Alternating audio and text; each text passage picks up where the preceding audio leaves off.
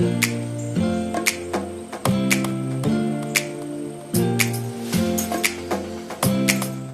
teman-teman semua, balik lagi ke podcast Ruang Temu Rasa. Kita bertemu, berbagi rasa. Oke teman-teman, kali ini kita ada kedatangan tamu spesial dari Komisi C. Ada Mbak Arni Tias Palupi. Halo Mbak. Halo. Selamat sore. Sore. Sehat? Alhamdulillah. Oke. Nah teman-teman ini nanti Mbak Arni bisa bercerita sedikit sebenarnya pengalamannya selama ini nih, kok bisa akhirnya sampai ada di Komisi C nih mewakili perempuan ya Mbak ya? Ya. Oke, cerita sedikit dong Mbak.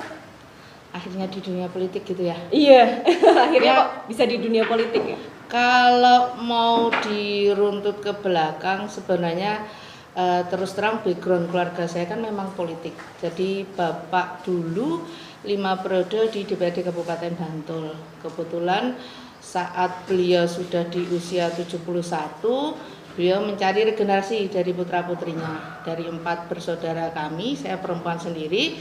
Kakak pertama itu tidak suka dunia politik, kakak kedua dan saudara kembar saya keterima di PNS, akhirnya tinggal peluangnya saya pribadi. Dan kebetulan di tahun itu 2009 itu adalah mulai terbukanya peluang 30% perempuan. Jadi itu momen yang sangat bagus bagi saya untuk masuk di dunia politik, walaupun selama ini alhamdulillah kalau di organisasi, beberapa organisasi sudah kami geluti dari sejak SMA. Jadi salah satunya kalau dulu di Bantul ini yang saat itu booming itu di remaja masjid. Jadi kami tergabung di remaja masjid Jamasba. Dan disitulah saya mulai belajar berorganisasi, bagaimana bertoleransi, bagaimana jika mempunyai suatu event, meng-create-nya seperti apa. Dan bertahap akhirnya waktu di tahun 2009 itu Bapak mencari kader untuk meneruskan beliau di politik. Akhirnya kami masuk di salah satu organisasi bentukan dari Partai Golkar, karena kebetulan saya dari Partai Golkar, walaupun sore hari ini saya pakai biru ya, biasanya sesuai suasananya mendung-mendung sahdu. Iya. Jadi kami pakai baju biru. Di situ kami masuk di AMPI, Angkatan Muda Pembaruan Indonesia.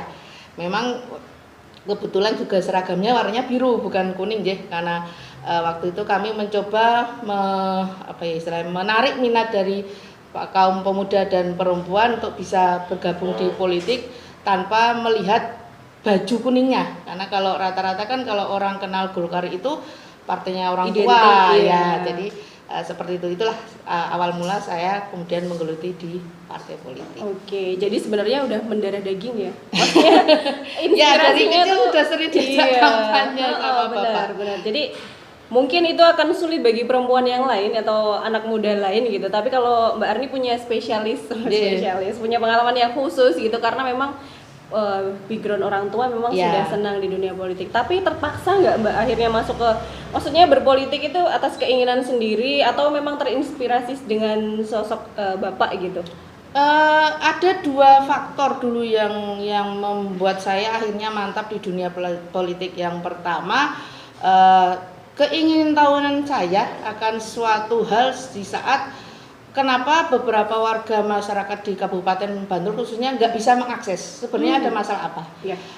Waktu itu saya bertanya kepada Bapak, jawaban Bapak, ya kamu harus terjun di situ. Kalau kamu nggak terjun, kamu nggak akan tahu.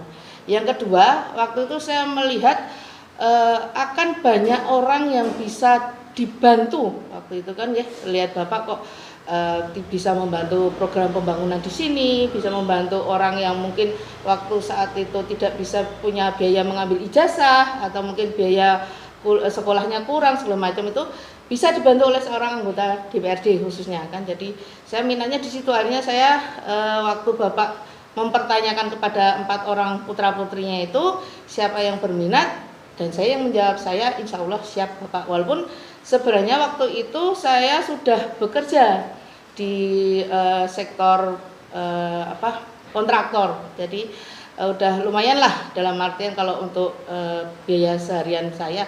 Tapi karena itu tadi dilandasi 2 alasan tersebut, akhirnya saya memantapkan diri. sekali lagi untuk terjun ke dunia politik. Oke. Tentunya pasti ada tantangan dan Oh, kekhawatiran gitu ya. Sebenarnya tantangan atau kekhawatiran yang paling besar nih selama Mbak Erni sejauh ini berpolitik itu apa, Mbak? Justru tantangan itu saya rasakan setelah saya mulai mau jadi anggota dewan periode yang kedua. Kalau di awal periode itu malah kayak orang yang slow, santai gitu loh. Jadi karena kita tidak tahu sebenarnya yang kita hadapi itu para dedengker partai politik, karena saya masih awal nggih, orang baru, jadi santai aja sosialisasi ya senyamannya saya. Di pikiran saya tidak ada terlalu target harus sekian ribu suara atau bagaimana, pakai semua saya lakukan step by step, tujuannya untuk bersosialisasi, bersilaturahmi dengan warga masyarakat Kabupaten Bantul, tahu sebenarnya masalah yang dibawa itu seperti apa, dan harapannya saat nanti saya memang dipercaya, saya tahu caranya untuk bisa memberikan solusi pada permasalahan tersebut. Nah, baru istilahnya tantangan itu baru saya ketahui setelah periode yang kedua, baru tahu, wah Pak Kail itu suara sekian ribu suara dari partai A, Ibu itu dapat sekian puluh ribu suara dari partai B, itu Mas itu dari partai C sekian, aku terus berapa untuk dapat satu kursi. Baru tantangan itu saya rasakan di periode yang kedua. Tapi alhamdulillah banyak orang baik yang membantu. Kebetulan juga waktu di periode saya yang kedua kan saya sudah punya calon suami ya, jadinya kebetulan calon suami juga waktu itu juga sangat mendukung kinerja saya di partai politik. Alhamdulillah bersinergis, akhirnya saya bisa ke periode yang kedua dan sekarang periode yang ketiga. Oke, luar biasa, keren banget. Oke, sebenarnya juga menarik bicara soal kalau perempuan ada di posisi politik itu, tantangan yang akhirnya terjawab adalah bagaimana mendapatkan suara dukungan suara yang akhirnya bisa mengangkat satu kursi. Betul, bisa mengangkat satu kursi ada di posisi itu. Nah, ketika sudah ada di kursi tersebut, kan kita nggak bisa pungkiri ya bahwa memang budaya patriarki kita itu masih sangat kuat, masih strong gitu ya. Maksudnya kita punya PR itu nih, Mbak. Suaranya Mbak Erni di sana gimana, Mbak, di dewan gitu? Maksudnya apakah ketika karena perempuan gitu masih ada kayak gitu nggak? Alhamdulillah enggak ya. Walaupun memang Bantul ini dari 5 kabupaten kota itu termasuk legislatif perempuannya paling rendah. Dulu di awal saya periode itu 6 orang, kemudian di periode kedua itu 4 apa 5 nih, yang sekarang juga 4 lagi. Jadi masih kurang dari 30% perempuan di partai politik, khususnya di DPRD Kabupaten Bantulnya, legislatifnya. Jadi memang bagaimana ya, kalau istilahnya suara-suara yang bilang lasah ke kebutuhan perempuan itu alhamdulillah sampai detik ini nggak pernah kami dengar untuk di DPRD Kabupaten Bantul. Tapi kalau pertarungan memang ya Mbak, karena memang itu tadi rata-rata kan anggota dewan laki-laki nggih, diagendakan rapat itu jam 9 pagi, itu paling cepat mulai jam 1 jam 2 siang. Nanti kalau diagendakan sore misalnya jam 3, mulainya jam 10 malam Mbak. Nanti baru selesai bisa sampai subuh segala macam. Dan alhamdulillah partai kami termasuk partai yang sangat memberikan apresiasi terhadap prestasi kader-kader politiknya, termasuk saya. Alhamdulillah saya diberikan posisi di Komisi C, itu Komisi Pembangunan, yang hampir mungkin semua perempuan menghindari komisi itu sebenarnya. Tapi karena background saya adalah arsitektur, jadi saya punya semacam istilahnya harapan ilmu saya yang saya pelajari sekian tahun di kampus itu bisa bermanfaat di masyarakat. Jadi saya diapresiasi diberikan posisi di Komisi C. Kemudian untuk di alat kelengkapan saya dipercaya juga di Badan Anggaran. Itu juga tidak semua perempuan mau di situ Mbak, karena itu tadi ritme rapatnya, jam rapatnya itu udah enggak wajarnya orang normal. Overtime ya. Bukan lagi 24 jam tapi bisa 28 jam. Tapi sekali lagi ya dukungan keluarga, karena satu background keluarga saya tadi sudah sangat paham tentang dunia politik, kemudian saya dapat suami juga masih di dunia yang sama, di politik juga, jadi semuanya bisa berjalan dengan baik dan tidak ada masalah. Misal pun saya harus pulang rapat itu menjelang subuh, nanti sudah jam 7 jam 8 sudah prepare lagi untuk berangkat ke kantor. Dan alhamdulillah semua pekerjaan rumah tangga itu saya handle sendiri, saya tidak memakai asisten. Jadi nyuci, masak, nyapu, ngepel itu kalau yang dalam rumah itu tanggung jawab saya, kalau luar rumah ya suami, berbagi dengan suami. Oke. Jadi ini selama ini bagi tugas bagi perannya sama suami gimana Mbak? Berhasil gitu ya? Maksudnya kayaknya dibilang berhasil ya belum. Tetap biasa kalau pas kondisinya sama-sama capek. Crowded ya? Mbok, kamu yang nyapu, kamu yang, tapi alhamdulillah kita bisa sama-sama mengerti, memahami bahwasanya saat salah satu dari anggota keluarga itu adalah anggota dewan, itu hampir 75% waktunya itu untuk masyarakat. Betul. Di Kabupaten Bantul ini, yang 25% sebisa mungkin ya keluarga itu memaksimalkan. Iya. Karena memang kalau sudah berkecimpung begitu akhirnya pengabdian ya. Maksudnya akhirnya waktu untuk keluarga mau tidak mau, suka tidak suka tetap berkurang. Paling terasa kemarin Mbak, pas musim Covid itu loh, masa-masa Covid itu, di saat orang lain mungkin tidak mau keluar rumah, kami secara moral itu kan punya tanggung jawab moral untuk menengok kader-kader kami yang kebetulan pas terkena si Covid itu, ya memang tidak bisa berbicara secara dekat, tapi minimal menyantelkan sesuatu di pagar rumahnya atau mungkin say hello lewat WA, ngobrolnya walaupun sebenarnya kita tatap-tatapan tapi lewat WA.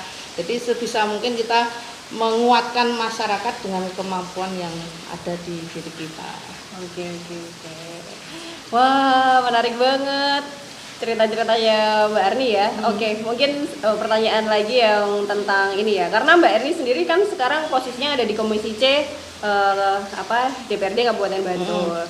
Tentunya tadi ada kaitannya dengan pembangunan. Ya, nah, sekarang ini pembangunan ya dimanapun lah, maksudnya udah dari tingkat bawah ke atas itu banyak untuk pembangunan fisik. Ya. Nah, saat ini apakah ada nih Mbak program-program yang itu tuh pembangunan yang non fisik? Nah, ya, kalau ada itu apa aja sih kayak gitu yang dikerjakan?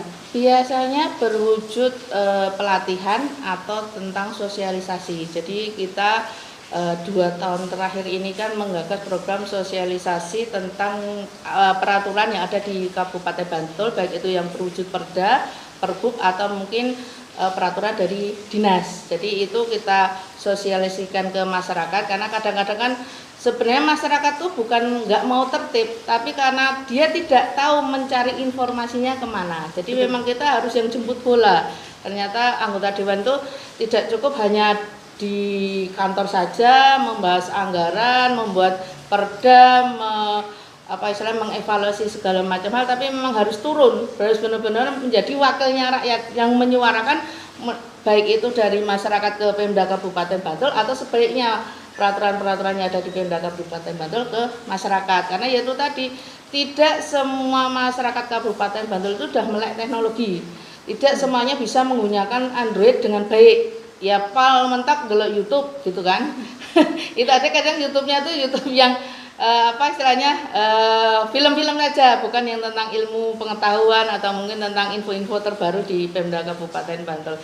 Jadi ya memang kita harus benar-benar ikut terjun membantu OPD yang terkait menjelaskan, misalnya di komisi saya ya tentang pertanahan lah, itu bagaimana toh ngurus izin pertanahan, atau mungkin saat tanah itu mau beralih fungsi syaratnya apa saja, boleh enggak toh, atau memang kalau enggak boleh dasarnya apa. Maksudnya kan harus dijelaskan seperti itu, jangan hanya pokoknya itu. Iya. Kan diktator sekali kan. Iya, betul. Nah, jadi hal-hal itu jangan sampai. Kemudian pelatihan itu mulai dari yang ibu-ibu, remaja, kemudian bapak-bapaknya ada di Pemda Kabupaten Bantul. Cuma ya sekali lagi kadang masyarakat juga nggak tahu cara mengaksesnya seperti apa. Jadi kami memanfaatkan reses, memanfaatkan pas kita sosialisasi sekaligus untuk jaring aspirasi dari masyarakat yang ada di Kabupaten Bantul. Oke. Sebenarnya jadi catatan penting juga, ternyata memang banyak hal yang masih belum publik tahu gitu, utamanya yang ada di Kabupaten Bantul. Ternyata nih banyak kok hal-hal yang bisa diakses, pelatihan-pelatihan yang bisa diakses, informasi-informasi yang bisa diakses. Cuman kurang itu tadi ya Mbak ya, penggunaan media sosial, apalagi YouTube gitu ya. Saat ini kita juga sedang produksi gitu podcast ini. Ya. Nanti peminatannya mudah-mudahan kalau Mbak Arni yang datang di sini harusnya lebih tinggi nih penontonnya. Di tag aja nanti di apa Facebook apa di mana kan insya Allah nanti yang berteman dengan saya kan melihat entah itu yang di Kabupaten Bantul atau mungkin di luar kabupaten lain. Ya. Oke. Mbak Arni, apa ya? Mungkin ada apa ya pesan gitu buat teman-teman perempuan di kuota yang 30% yang masih banyak ini gitu untuk perempuan-perempuan yang ada di Bantul supaya tertarik masuk ke dunia politik, apa sih Mbak? Sebenarnya tidak melulu dari perempuannya ya, karena sebenarnya perempuan tuh banyak yang berminat bahkan punya kemampuan lebih baik daripada saya pribadi. Cuman sekali lagi karena budaya patriarki di mana perempuan harus minta izin pada suami ya, walaupun memang itu juga hal yang baik ya karena nanti bisa disebut oleh suami. Nah kadang-kadang dari pihak si suami itu mungkin entah itu ada rasa ketakutan nanti rumah tidak terurus atau ketakutan nanti kalau istrinya punya jabatan terus direndahkan. Sebenarnya enggak, dan itu sudah saya laksanakan 3 periode ini dan alhamdulillah tidak ada kendala. Saya tidak pernah yang dalam artian meninggalkan kewajiban saya sebagai istri, kewajiban saya sebagai perempuan, baik itu apa istilahnya pendidikan anak-anak, kemudian kebutuhan dari keluarga, bahkan untuk istilahnya sampai ke detail mau mencuci baju itu pun saya masih sempat memilah-milah yang putih, yang batik itu saya sendiri-sendirikan. Jadi hal seperti itu jangan menjadikan momok di suatu keluarga, misalnya kalau si perempuan yang ingin berpolitik itu sudah memiliki keluarga, itu mas justru bagaimana si suami bisa mensupport, karena saat nanti bisa disupport nanti juga akan bisa langsung berproses untuk bisa membagi itu tadi kewajiban ataupun hak yang ada di sebuah keluarga. Tidak usah takut. Dan soal kadang-kadang kan ada di pemikiran suatu keluarga mungkin ataupun perempuan itu sendiri, wah nek politik itu jahat, politik itu isinya cuma uang. Enggak. Saya mengawali menjadi anggota DPRD Kabupaten Bantul, walaupun ya saya memang punya semacam keberuntungan sebagai salah satu penerus dari Pak Samedi Prastowo yang kebetulan anggota DPRD di Kabupaten Bantul 5 periode, itu lebih punya peluang untuk bisa bersilaturahmi dengan lebih baik. Tapi sekali lagi saya mengawalinya itu dengan modal hanya 20 juta. Itu saya bisa mendapatkan sekitar 900 sekian suara dan alhamdulillah saya bisa dapat 1 kursi karena disupport dengan jago-jago yang lainnya ya di satu partai itu. Jadi sekali lagi bukan melulu uang ataupun istilahnya politik uangnya yang diutamakan, tapi bagaimana kita bisa turun terjun langsung ke masyarakat, mendengarkan. Kita harus lebih banyak mendengarkan. Jangan kita yang memaksakan kehendak kita. Pak, kau kudu milih aku, soalnya kau tak kasih X rupiah, jangan. Tapi kita dengarkan sebenarnya mereka punya masalah apa toh. Karena berbagai macam pengalaman yang saya dapatkan, ternyata beberapa orang yang memilih saya itu karena dulu saya itu pernah mendengarkan dan bisa memberikan solusi, walaupun tidak berwujud melulu saya memberikan uang gitu. Jadi Bu, kalau memilih Ibu Arni karena dulu saya disolusikan seperti ini dan alhamdulillah anak saya sekarang bisa sekolah, sekarang bekerja dan memberi penghasilan dan mendukung adik-adiknya untuk bisa lulus dan berhasil seperti kakak-kakaknya. Jadi sekali lagi jadi anggota dewan itu harus lebih banyak mendengar daripada berbicara. Oke, sip. Oke, teman-teman, terima kasih Mbak Arni. Sebenarnya catatan pentingnya adalah kemudian yang penting diawali dengan berkomunikasi yang clear gitu ya. Harus setara, sejajar, dikomunikasikan secara bermitra. Iya, dengan pasangannya gitu ya, bermitra gitu, tidak ada yang lebih di atas atau di bawah gitu ya.